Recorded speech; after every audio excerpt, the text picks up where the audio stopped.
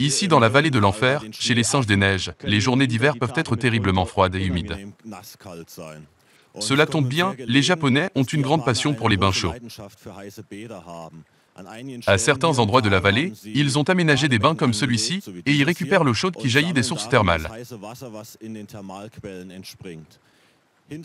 Derrière moi, sur la pente rocheuse, de l'eau chaude jaillit et est acheminée par un tuyau jusqu'au bain.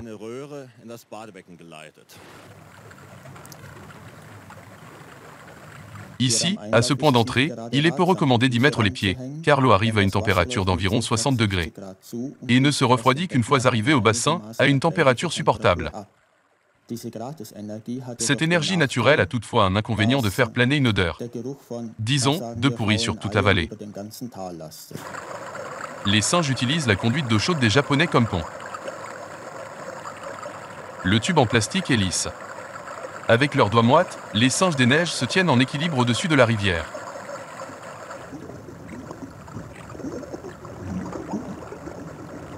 La bande de singes frigorifiés est accroupie, hésitante, autour du bain dans lequel l'eau chaude du volcan bouillonne et dégage de la vapeur. Un jeune singe se réchauffe les pattes. Non, il rentre complètement dedans. Nous avons du mal à y croire.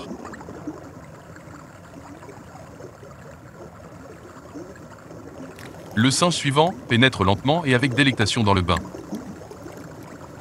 Ça fait du bien, après une nuit glaciale. En 1962, les singes des neiges ont découvert pour la première fois les bienfaits d'un bain chaud. À l'époque, ils abusaient de la piscine de l'hôtel voisin provoquant des problèmes avec les baigneurs. Jusqu'à ce qu'on construise, quelques années plus tard, une piscine réservée aux singes. La paix fut ainsi rétablie. Les Japonais friands de baignade, aussi bien que les singes malicieux, peuvent désormais s'adonner à leur passion en toute tranquillité.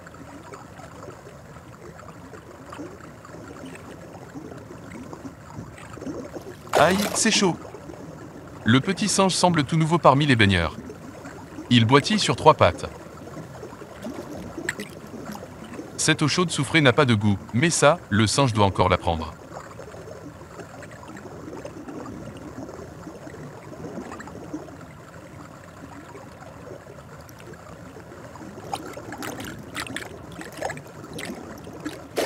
On voit bien que le petit singe ne saisit pas encore les merveilles de ce monde. Il observe uniquement les autres singes se baigner, l'envie de les imiter est grande.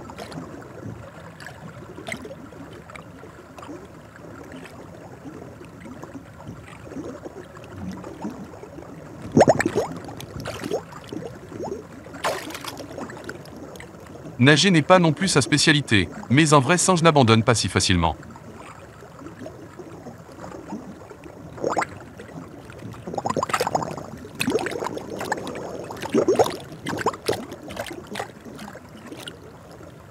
Le style de nage laisse à désirer. Le souffle court, le singe cherche un appui.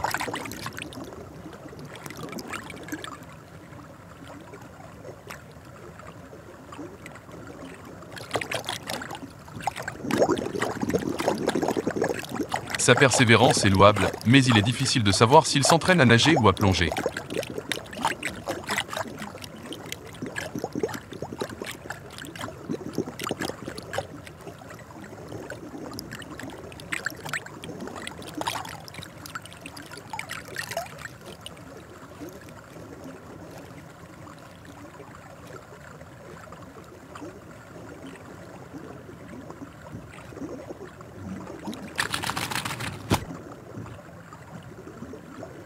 Les hôtes réguliers du bain des singes restent certains jours des heures entières dans l'eau, profitant de la chaleur, se détendant et prenant soin de leur pelage en toute tranquillité. Prendre un bain dans l'eau chaude était la trouvaille de quelques jeunes singes du groupe, voici quelques années. Au fil du temps, les animaux plus âgés ont adopté la nouvelle mode des jeunes. Aujourd'hui, tous les membres de la bande de singes se baignent occasionnellement, mais il y a parmi eux quelques fanatiques, qui profitent particulièrement souvent et longtemps de la chaleur relaxante.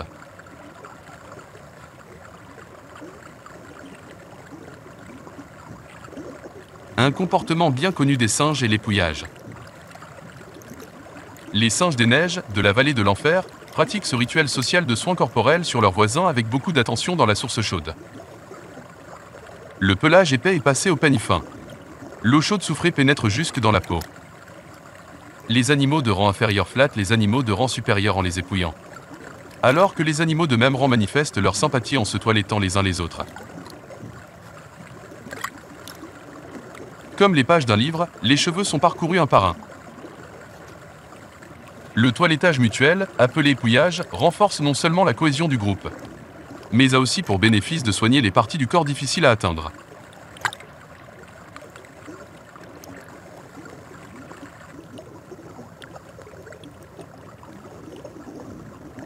Parmi les baigneurs, nous découvrons des silhouettes très différentes.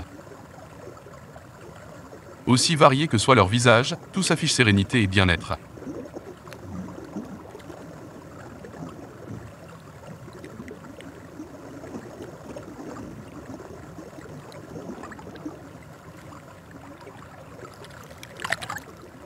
Il a des ambitions sportives.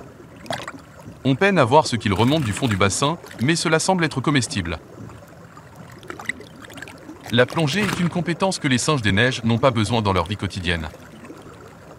Le fait qu'ils l'apprennent malgré tout et le pratiquent sans raison impérieuse, nous montre leur volonté d'explorer de nouvelles choses, qui ne sont pas forcément utiles ou importantes pour la survie de l'espèce.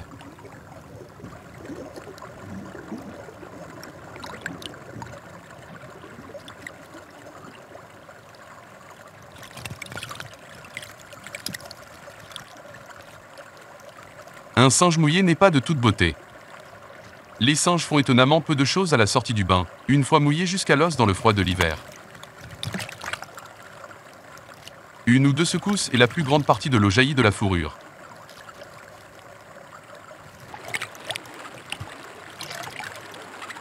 Ici, on le voit clairement. L'eau a du mal à se maintenir sur la fine fourrure des singes des neiges, elle s'écoule de leur pelage étonnamment vite.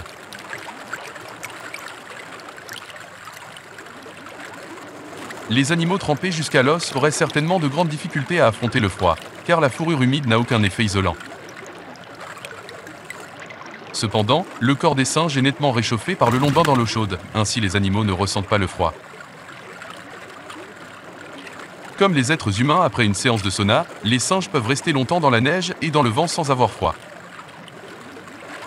Du moins, la chaleur accumulée dans le corps dure jusqu'à ce que la fourrure du singe ait séché.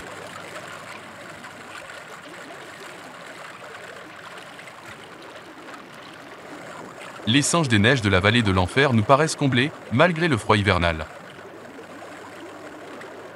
Grâce à des lois de protection de la nature très strictes, leur existence semble assurée dans les massifs alpins japonais.